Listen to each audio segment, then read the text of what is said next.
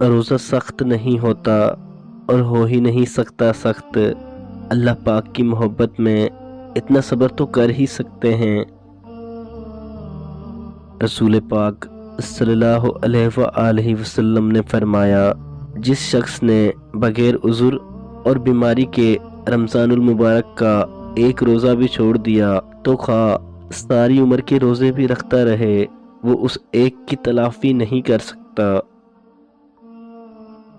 روزے دار کے لیے دریائی مچھلی تک دعائے مغفرت کی دعا کرتی رہتی ہے اور افطار تک کرتی رہتی ہے۔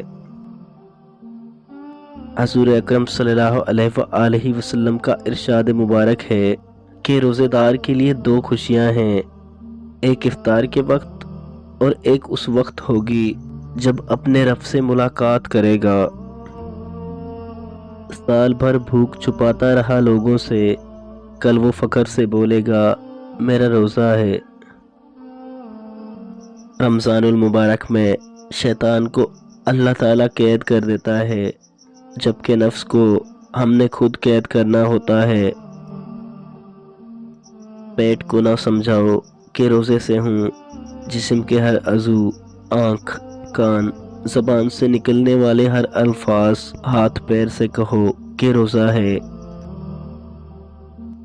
رسول پاک صلی اللہ علیہ وآلہ وسلم نے فرمایا، جس نے روزہ رکھ کر بھی بد زبانی اور جھوٹ کو نہ چھوڑا تو اللہ تعالیٰ کو اس کے کھانا پینا چھوڑ دینے کی کوئی ضرورت نہیں۔ رمضان المبارک ایسا مہینہ ہے جس میں آہستہ آہستہ اس بات کا احساس ہونے لگتا ہے کہ وہ شیطان نہیں تھا بلکہ ہم خود تھے۔ رسول پاک صلی اللہ علیہ وآلہ وسلم نے فرمایا، روزے دار کا سونا عبادت اور اس کی خاموشی تسبیح ہے، اور اس کی دعا قبول اور اس کا عمل مقبول ہوتا ہے۔